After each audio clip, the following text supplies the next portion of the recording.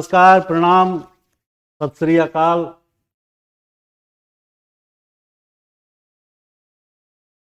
प्रिस IAS Karol Bagh नई दिल्ली की ओर से आप सबका स्वागत है।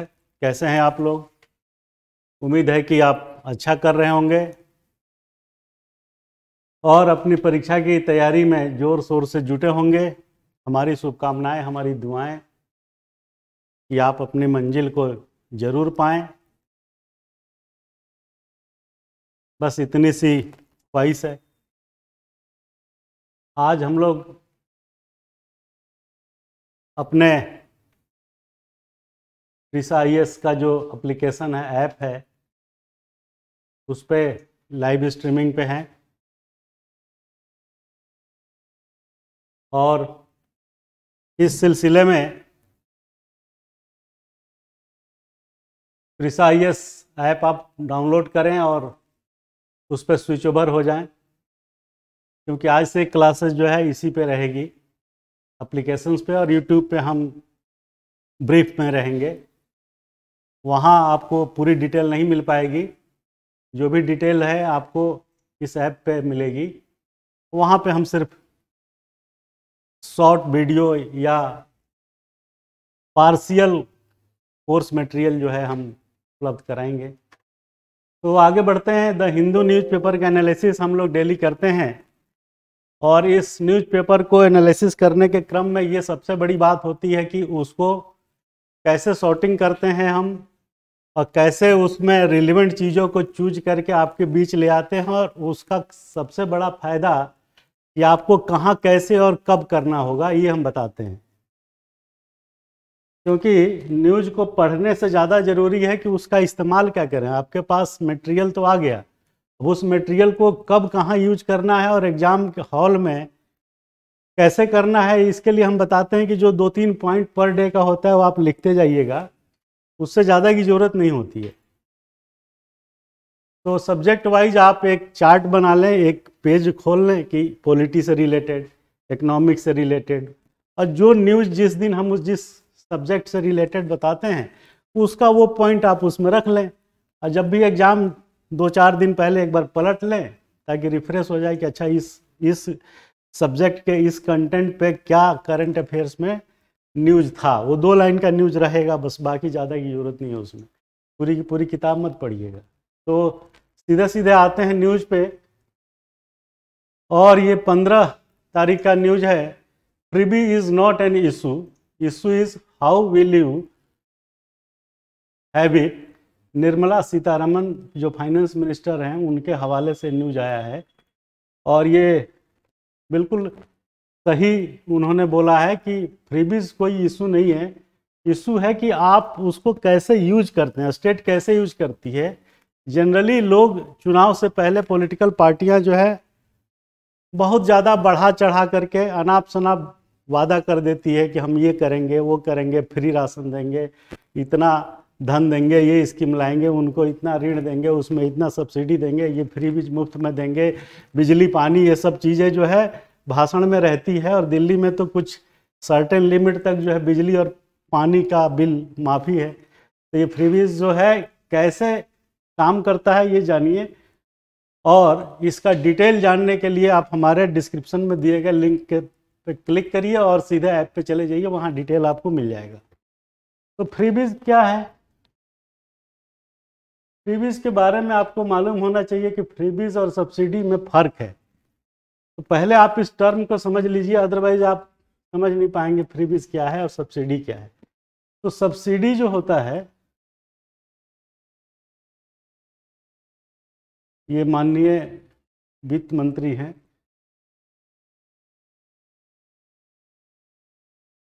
तो फ्रीबीज जो होता है और सब्सिडी, दोनों में फ़र्क क्या है?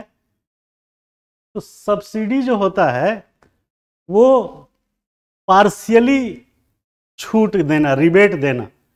अब आप देसी भाषा में सब्सिडी को समझ लीजिए कि रिबेट है, बस कुछ नहीं है। Subsidy means rebate. रिबेट मतलब छूट। आप जाते हैं कोई सामान खरीदने, पूछते हैं कि भाई कितने का बोलता है, 100 रुपये का, तो आप कहते हैं नहीं भाई कुछ रिबेट तो दे दो। तो वो रिबेट जो है, छूट जो है, वही सब्सिडी है। ये आसान तरीका है जीवन भर याद रखने का। बस सब्सिडी का यूज ये होता है कि किसी चीज़ की लागत अगर 100 रुपये है, सरकार उसको आपको 80 रुपये में दे रही है, तो 20 रुपये सब्सिडी है, छूट है, बस। फर्क यह है कि सब्सिडी का इस्तेमाल औपचारिक रूप से उन व्यापारिक गतिविधियों में किया जाता है जहां पर इस तरीके की छूट दी जाती है। आप दुकान में जाके नहीं कहते कि सब्सिडी कितना दोगे, ये नहीं बोलेगा आदमी, वहां रिबेट बोलेगा। तो सब्सिडी मतलब कि लागत मूल्य से कम मूल्य पर आम जनमानस को सरकारी सहायता के रूप में उतना छूट दिया जाना, दैट इज सब्सिडी। अब आइए फ्रीबीज क्या है। फ्रीबीज में आपको जो है 100 रुपया या 80 रुपया का जो चीज़ है, वो उसके लिए आपको कुछ नहीं देना पड़ता, वो सीधे सीधे फ्री मिलता है। नाम से ही जाहिर है, फ्रीबीज क्या है कि 100% छूट के साथ फ्री में देना। ये फ्री से ही फ्रीबीज बना है और कुछ नहीं है। तो फ्रीबीज का मतलब क्या हुआ कि जब कोई चीज, जब कोई वस्तु सरकार के द्वारा किसी खास वर्ग के लिए निःशुल्क मुफ्त दी जाती है, उसको फ्रीबीज बोलते हैं। जैसे फ्री एजुकेशन, फ्री किताबें, फ्री राशन, फ्री बिजली, वो सब फ्री जो है फ्रीबीज हो गया। तो आपको याद रखने के लिए सबसे बढ़िया तरीका हमने बताया कि फ्री से फ्रीबीज बना है और कुछ नहीं है। अगर आप ऐसे नहीं समझेंगे तो फ्रीबीज सुन के आप घबरा जाएंगे कि यार ये क्या बला है। तो फ्रीबीज का मतलब हो गया जो बिल्कुल मुफ्त में दी गई चीज़ है, जिसके लिए आपसे सरकार या विभाग एक भी पैसा चार्ज नहीं करता है, फ्री ऑफ कॉस्ट दे देता है, उसको फ्रीबीज बोलते हैं। तो सरकार ने सही बोला है कि फ्रीबीज की जो अनाउंसमेंट पॉलिटिकल पार्टियां चुनाव के समय करती है, वो अच्छी बात नहीं है, क्योंकि फिर बाद में उसको मीट करना भी मुश्किल है।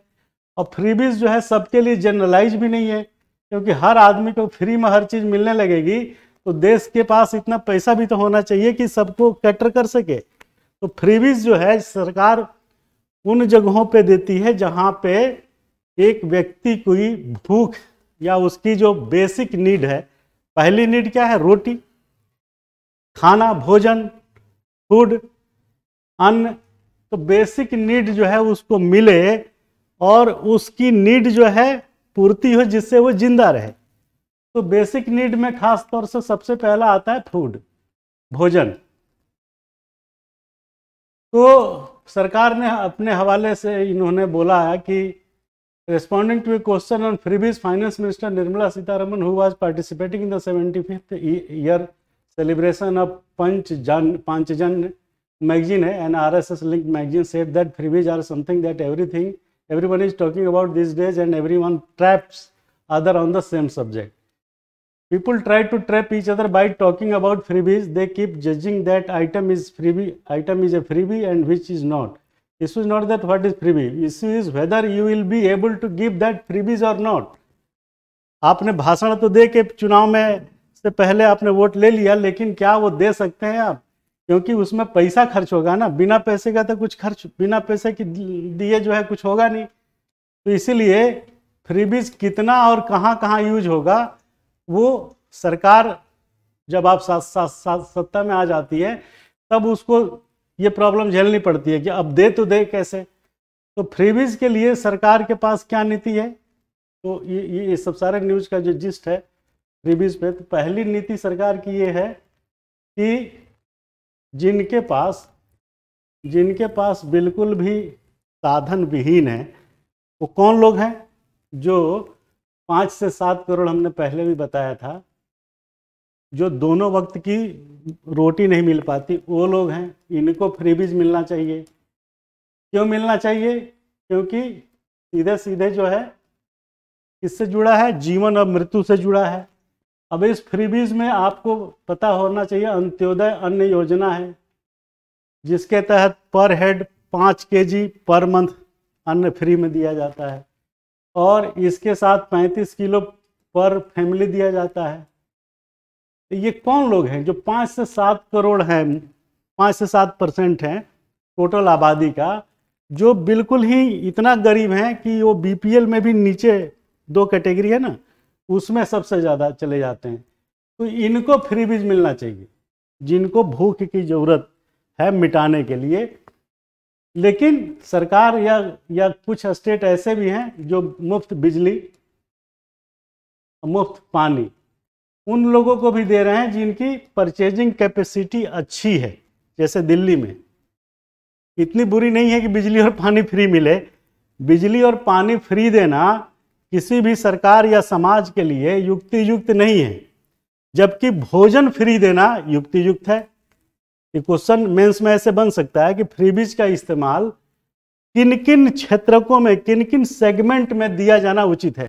तो आप सिर्फ और सिर्फ भोजन पे फोकस करके उसको जस्टिफाई करिएगा, क्योंकि भोजन एक ही ऐसी चीज है कि अगर उसको नहीं मिलेगा तो जीवन और मृत्यु का प्रश्न पैदा हो जाता है। जबकि बिजली और पानी को मुफ्त देने की जरूरत नहीं है। गांव में आज भी बिजली नहीं है। आपको मालूम होगा कि गांव में आज भी बहुत सारे गांव ऐसे हैं देश के जहां बिजली नहीं है। 5 से 6 लाख के बीच गांव हैं पूरे देश में। 5 to 6 lakhs villages are in India. In that villages does not have any, सारे में नहीं, मतलब बहुत सारे गांव ऐसे हैं जहां पे बिजली की सुविधा नहीं है, और बिजली की सुविधा है तो बिजली बहुत कम समय के लिए आती है, और जितने समय के लिए आती है उसमें वोल्टेज ड्रॉप ज़्यादा रहता है। तो आप क्या जस्टिफाई करेंगे कि फ्रीबीज की जो कंसेप्ट है वो होना चाहिए, लेकिन वो लिमिटेड सेक्टर में होना चाहिए जो जीवन और मृत्यु से जुड़ा हुआ है, जैसे फूड। बिजली पानी पे आपको देने की जरूरत ज़्यादा इसलिए नहीं है क्योंकि हमारे देश में बिजली का उत्पादन इतना नहीं है कि सब लोगों को बिजली जो है उपलब्ध हो जाए। तो फ्रीबीज का जस्टिफिकेशन किस सेक्टर में होना चाहिए, क्यों होना चाहिए, ये क्वेश्चन इस पे बनेगा। अब इन्होंने जो न्यूज़ में बोला कि बात सही है कि सरकार, पॉलिटिकल पार्टियां ऐसा बोल देती है, लेकिन उसका बोलने का कोई औचित्य नहीं है। तो ये क्वेश्चन इस पे बनेगा पक्का, फ्रीबीज और सब्सिडी को लेके। तो फ्रीबीज कहाँ देना ये बताया, सब्सिडी क्या है वो बताया हमने, और सब्सिडी किन किन सेक्टरों में देना चाहिए ये ध्यान रखिएगा। तो सब्सिडी की रिलीवेंस जो है सीधे सीधे किसान और कृषि और ग्रामीण क्षेत्रों से होना चाहिए, जहां पे पैदावार, अन्न उत्पादन होता है। अन्न उत्पादन के क्रम में क्या क्या सब्सिडी देने के सेगमेंट है, ये क्वेश्चन आ सकता है कि सब्सिडी क्या है, सब्सिडी देश में या सब्सिडी किसको दिया जाना चाहिए और किन किन सेक्टर्स में दिया जाना चाहिए। तो सब्सिडी कहाँ होना चाहिए, तो कृषि के क्षेत्र में, अन्न उत्पादन के क्षेत्र में। अन्न उत्पादन के भी नीचे आप जब उसको सेगमेंट करेंगे तो वहां पे आप लिखिए अन्न उत्पादन के क्रम में खाद पे सब्सिडी होना चाहिए, केमिकल जो मैन्योर्स होते हैं, इस पे सिंचाई की सुविधा में सब्सिडी होना चाहिए। तीसरा जो है कृषि उपकरणों की खरीदारी पे सब्सिडी होनी चाहिए। फिर सब्सिडाइज लोन, ऋण जो माइक्रो फाइनेंसिंग है उस पर मिलना चाहिए। अब देखिए चैप्टर सब्सिडी और फ्रीबीज से रिलेटेड है और ये चर्चा में आया, तो इस पे हमने क्वेश्चन बनाया, चूंकि ये टॉपिक डिस्कशन में आया है न्यूज़ में कि सब्सिडी और फ्रीबीज क्या है, कहाँ मिलना चाहिए, आप ये जस्टिफाई करेंगे। कृषि के क्षेत्र में किसानों को, जो सीमांत और छोटे किसान हैं उनके लिए, और किस सेक्टर में ये। और सरकार इस पर आगे बढ़ेगा तो पूछेगा कि सरकार इन सब्सिडीज को किन किन क्षेत्रों में लागू की है और उन योजनाओं का नाम क्या है। तो इन सब योजनाओं का नाम आप याद रखेंगे। कृषि के क्षेत्र में क्या क्या योजनाएं हैं सब्सिडाइज की, किसान क्रेडिट, सॉइल हेल्थ कार्ड, बहुत ही कम उस पर जो है सॉइल की टेस्टिंग करा के दे रही है सरकार। तो इस टाइप की 2-3 और स्कीम्स हैं, उन स्कीम्स के थ्रू जो किसानों को सब्सिडाइज चीज़ें उपलब्ध करा करके सरकार सामाजिक आर्थिक विकास की गति को मजबूत करते हुए सबको सुदृढ़ करने का प्रयास कर रही है। ये हो गया आंसर। तो इस न्यूज़ से क्या चीज़ निकला, सब्सिडी क्या है, फ्रीबीज क्या है, फ्रीबीज और सब्सिडी में क्या फ़र्क है ये समझ में आ गया। फ्रीबीज किनको देना चाहिए और किन सेक्टर्स में देना चाहिए ये क्वेश्चन बन गया। उसी तरीके से सब्सिडी किसको मिलना चाहिए और किस सेक्टर में मिलना चाहिए और सरकार की क्या स्कीम्स है ये मिल गया। तो ये सब चीज़ें जो है आपको एग्जाम ओरिएंटेड रिफ्लेक्शन है थ्रू दिस न्यूज़। तो क्लियर है, कोई डाउट हो तो पूछ लीजिएगा आप लोग।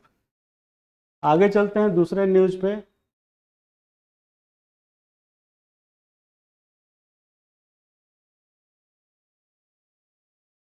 ये भी उतना ही बर्निंग न्यूज है।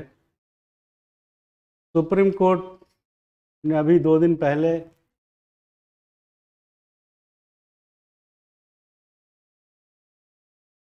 ये आ गया, ये क्या खुल गया, हिंदुस्तान टाइम का आ गया। चलिए न्यूज़ तो अच्छा अभी खुल रहा है। तो दूसरा न्यूज़ डिस्कस करेंगे हेट स्पीच को लेकर के। सुप्रीम कोर्ट ने, चलिए इसी को खोल लेते हैं।